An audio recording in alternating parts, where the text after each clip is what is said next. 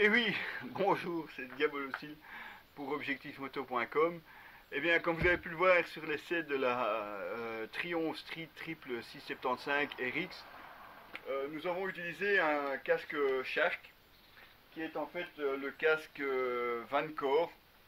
Alors le Vancore, qu'est-ce que c'est? Eh bien, c'est une évolution, on pourrait dire, du casque Raw, pour ceux qui connaissent un petit peu la marque. Donc le Raw, ben, c'était simplement un jet. Jusque-là, rien de particulier. Mais vraiment, tout l'avant, on avait un masque avec des lunettes typées cross juste au-dessus. Le masque attenant aux lunettes de la moto, qui donnait vraiment un look très différent, un look très agressif, vraiment bad boy, on pourrait dire, à ce casque. Évidemment, ça restait un jet. Donc de ce côté-là, question sécurité, il y en a certains qui ne rigolent pas avec ce côté-là et il leur faut absolument une mentonnière. On peut les comprendre, évidemment, sur la question de sécurité, le jet reste toujours un point de débat chez les motards et chez les spécialistes de la moto. Donc, Shark a contenté tout le monde, l'euro reste bien entendu au programme, pour ceux qui l'apprécient, mais ils ont aussi décliné le Vancore, donc ici vraiment un casque homologué comme intégral, puisque la mentonnière ici est fixe. On a rajouté donc une mentonnière vraiment en dur. Vous pouvez la tester si vous avez l'occasion de l'avoir en magasin. Mais on garde le même principe de lunettes de crosse au-dessus. Donc un casque en thermoplastique intégré. L'avantage, c'est forcément qu'on a un poids très contenu. Là, il a vraiment été conçu pour être le plus près possible de votre crâne, puisqu'on obtient seulement 1250 grammes. C'est vraiment pas très lourd pour un casque qui n'est même pas en version carbone. On retrouve une boucle micrométrique pour la facilité d'utilisation. Donc on retrouve un intérieur en bambou, enfin en tissu développé à partir de bambou, ça va de soi.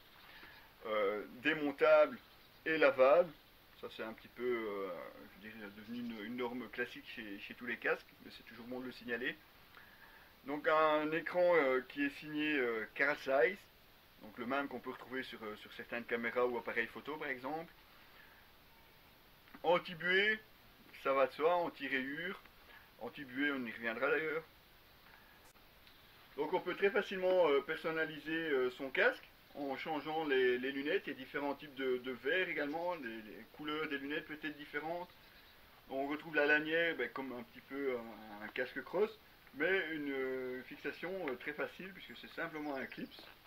Voilà. Et vous vous retrouvez avec un casque avec la mentonnière et sans les lunettes, où on peut les remettre très facilement. Alors, petit inconvénient,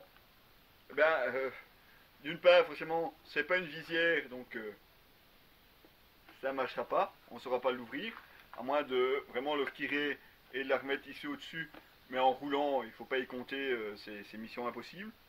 Donc quand on roule, c'est un petit peu, on est un petit peu en vase clos.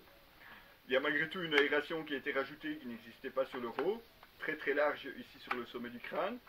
Quand il va faire très chaud, je crois qu'elle va bien servir. Sur le devant, il n'y a pas de cache menton, pas vraiment nécessaire non plus, c'est pas vraiment prévu pour rouler en toute saison, bien qu'on peut sûrement le faire aussi. Alors quand on vous disait qu'il n'y avait pas de buée dans les lunettes, eh ben oui, on l'a testé avec à peine 6-7 degrés sur le thermomètre. Pourquoi? Tout simplement parce que la lunette passe au-dessus de votre nez. Vous avez vraiment presque comme les lunettes de ski en fait, hein, lunettes de ski ou des très grosses lunettes de piscine.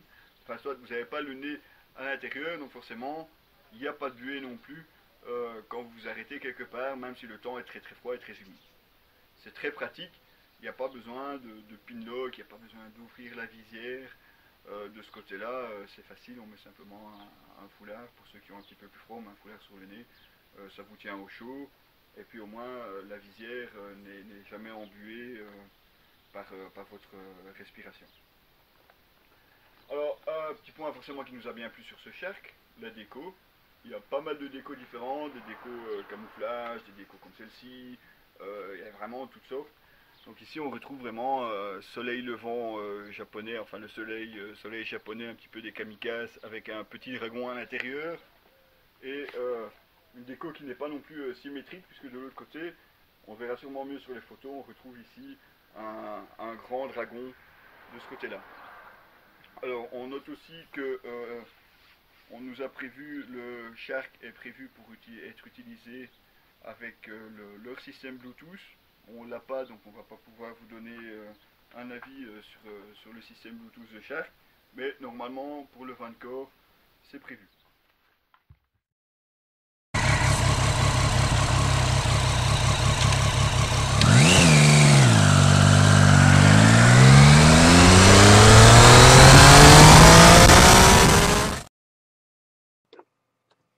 Un look 100% garanti avec ce Shark Vancore ici sur la Triumph Street Triple RX. Et comme vous pouvez le voir, eh bien, on ne roule pas forcément tout doucement et malgré tout, le Shark ne bouge vraiment pas d'un poil. Donc une bonne aérodynamique, une bonne tenue sur la tête et puis une liberté de mouvement aussi assez surprenante. Franchement, du bon travail de chez Shark, nous le Vancore, on adore.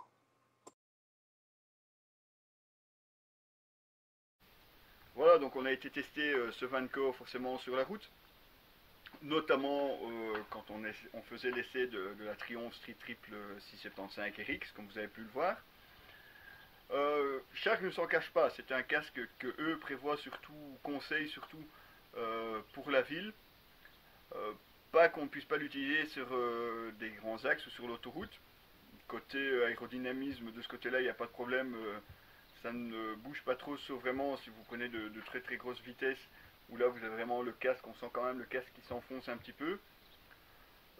Mais c'est surtout une question d'aérodynamisme. Bon, vous pouvez bien comprendre que forcément, avec par exemple ne serait-ce que la lanière, le dessin assez anguleux des lunettes et de la mentonnière, ça crée quand même pas mal de perturbations.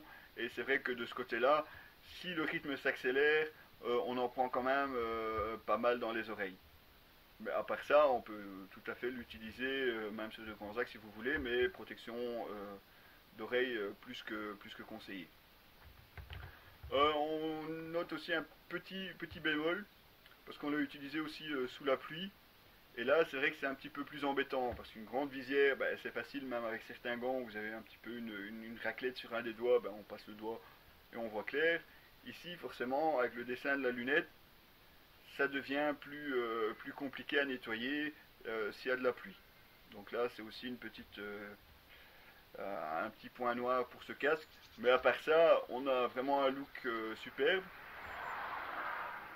On a un casque très bien aéré, donc avec la ventilation supérieure et l'absence de bavette, on n'a vraiment aucun souci de ce côté-là. Donc le look confortable, on est bien installé dedans. Une façon de l'insérer un petit peu spéciale puisqu'il se pivote surtout sur l'arrière vers l'avant.